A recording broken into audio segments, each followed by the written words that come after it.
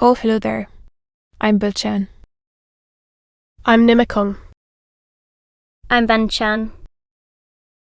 In this class, I'll read to all of you. Chapter 7, Section 2 of Jane Eyre, an Autobiography. As.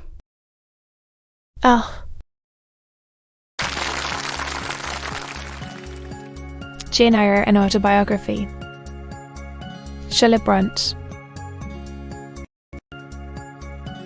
Chapter 7, Section 2.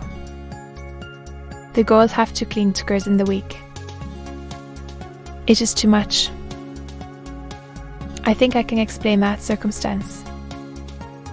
So, invited to take tea with some friends at Aloud last Thursday. Wist it? I did. Well, for once it may pass. Circumstance occur too often. And there is another thing which surprised me. Faint. In settling accounts with the housekeeper. That a lunch. Bread and cheese. Fortnight. How is this? I looked over the regulations. No such meal as lunch mentioned. Who introduced this innovation? Responsible for the circumstance? Sir, replied Miss Dimple. Prepared that the pupils could not possibly eat it. I doubt. Instant. You are aware that my plan in bringing up these girls is not to accustom them to habits of luxury and indulgence. Arty. Patient. Self-denying. Should any little accidental disappointment of the appetite occur, such as the spoiling of a meal, of a dish, more delicate the comfort lust, this institution, it ought to be improved to the spiritual edification of the pupils, by encouraging them to evince fortitude under the temporary privation. On those occasions would not be misdimed. Opportunity of referring to the sufferings of the primitive Christians, martyrs, to the exhortations of our blessed Lord himself, to take up their cross and follow him, not life by bread alone, mouth of God, to his divine consolations, for my sake. Happy are ye, I doubt. And cheese, instead of burnt porridge, into these children's mouths. Indeed feed their vile bodies.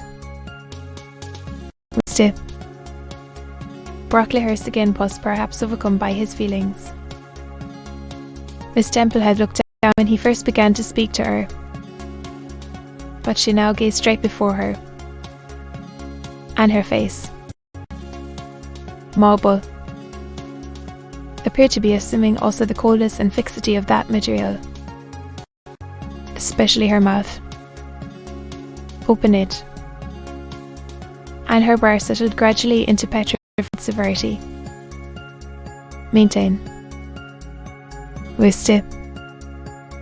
Brocklehurst, standing on the hearth with his hands behind his back. The whole school. Suddenly his eye gave a blink, made something that either dazzled or shocked its pupil. Turning, more rapid accents than he had hitherto used. Miss Dimple. Miss Dimple. Is that girl with curled hair? Red hair. Matt. And extending his king, he pointed to the awful object. He did so. It is Julia Severn, replied Miss Temple, very quietly. Julia Severn. And why has she, or any other, cold hair? Oil. in defiance of every precept and principle of this house. Conform to the world so open therein an evangelical. Miss Dimple. Still more quietly. Truly. Conform to nature. I wish these goals to be the children of grace. And why that abundance? Hey, to be arranged closely, modestly, plainly. Dimple. Hair must be cut off entirely. I will send a barber tomorrow. I see others who have far too much of the excrescence of that tall girl. Her to turn round. Miss Temple passed her handkerchief over her lips. If to smooth away the involuntary smile that called them, she gave the order. However, then there wait, leaning a little back on my bench. See the looks and grimaces with which they comment on this manoeuvre. A pity missed her. Brocklehurst could not see them too. Felt that, whatever he might do with the outside of the cup and platter, the inside was further beyond his interference than he imagined. Of these living middles, some 5 minutes, then a sentence, like the knell of doom. Miss Temple seemed to remonstrate. Madam, he pursued, have a master to serve whose kingdom is not of this world, is to mortify in these galls the lusts of the flesh, to clothe themselves with shamefacedness and sobriety, not with braided hair and costly apparel, in plaits which vanity itself might have woven. Faint, I repeat, be cut off. Think of the time wasted. Interrupted. 3 other visitors, ladies, now entered the room. To have come a little sooner to have heard his lecture on dress. They were splendidly attired in velvet, and furs. Of the trio, fine girls of 16 and 17 had grey beaver hats, in fashion, shaded with ostrich plumes. Graceful headdress fell a profusion of light tresses, elaborately curled, was enveloped in a costly velvet shawl, trimmed with ornament. I was front of French cause. These ladies were differentially received by Miss Temple, as mice and the Misses Brocklehurst, the top of the room, their reverend relative, and had been conducting a rummaging scrutiny of the room. Upstairs, while he transacted business with the housekeeper, questioned the laundress, the superintendent. They now proceeded to address divers remarks and reproofs to Miss Smith, dormitories, but I had no time to listen to what they said. Matters called off and enchanted my attention. Hitherto Mr. Brocklehurst and Miss Temple I had not at the same time. They acted precautions to secure my personal safety, which I thought would be effected if I could only elude observation. To this end, Woback, on the farm, and while seeming to be busy with my sum, had held my seat in such a manner as to conceal my face, I might have escaped notice from my hand, and filling with an obtrusive crash upon me, I know it was all over now, and stooped to pick up the 2 fragments of slate, the worst. It came. A careless girl, said Mr. Brocklehurst after it is. The new people, I perceive. And before I could draw breath, I must not forget I have a word to say respecting her. Then aloud, how that it seemed to me, stirred, I was paralysed, sight of me, Judge, and then Miss Temple gently assisted me to his very feet. I caught her whispered counsel. Don't be afraid, Jane. And confident the kind whisper went to my heart like a dagger. Another minute, and she will despise me for a hypocrite, thought I of. Fury against Ree, Brocklehurst and Company, the conviction. I was no Helen Burns. Fitch that stool, said Mr. Brocklehurst, pointing to a very high one from which a monitor had just risen. It was Bert, and I was placed there by whom I don't know. I was in no condition to note particulars had hoisted me up to. The height of Mr. Brocklehurst's nose was within a yard of me. Purple silk pelisses and a cloud of silvery plumage extended below me. Mr. Brocklehurst hemmed. Ladies, said he, turning to his family. Miss Temple, teachers and children, of course they. Did it directed like burning glasses against my scorched skin. You see, she is yet.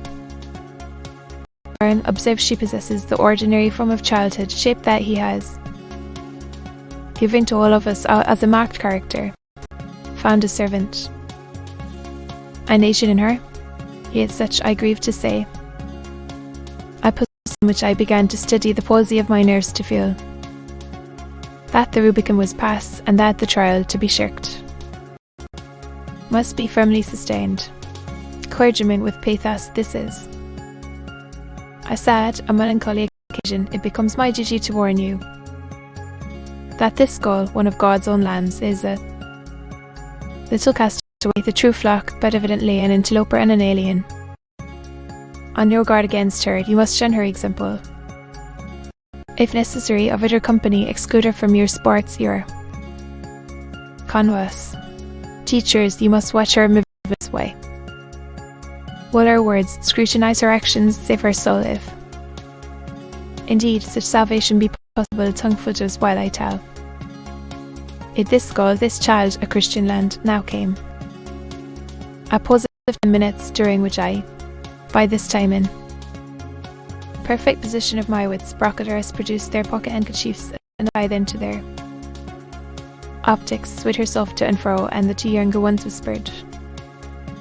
Mr. Brocklehurst resumed. This I learned from her benefactress, who adopted her in her orphan state, reared her as her own daughter, and whose kindness, whose generosity the unhappy go repaid by an ingratitude so bad, so dreadful, from her and young ones, fearful lest her vicious example should contaminate their purity. She has sent her here to be healed. Old sent their disease to the troubled pool of Bethesda, and teachers, superintendent, with this sublime conclusion, Mr. His Sertal muttered something to his family hero's temple, and then all the great people sailed in state from the room. Turning at the door, my judge said, Still there was I. Then mounted aloft I, middle of the room. Anthony, what my sensations were, no language can describe they. Auras stifling my breath and constricting my throat up and past me in passing, she lifted her eyes. Strange light inspired. There. What an extraordinary sensation that ray sent through me. How the new feeling bore me up. It was as if a martyr, a hero had passed a slave or victim transit. I mustered. The rising hysteria lifted up my head, a firm stood in the still. Work of Miss Smith was chidden for the triviality of the inquiry to her place, and smiled at me as she again went. A smile. I remembered now effluence of fine intellect, of true courage. It lit up her marked lineaments. How thin face, her sunken grey eye, speck of an angel. Cesars. In copying it out, such is the imperfect nature of man. Spots. Either on the disk of the clearest planet, sketches can only see those minute defects. To be continued.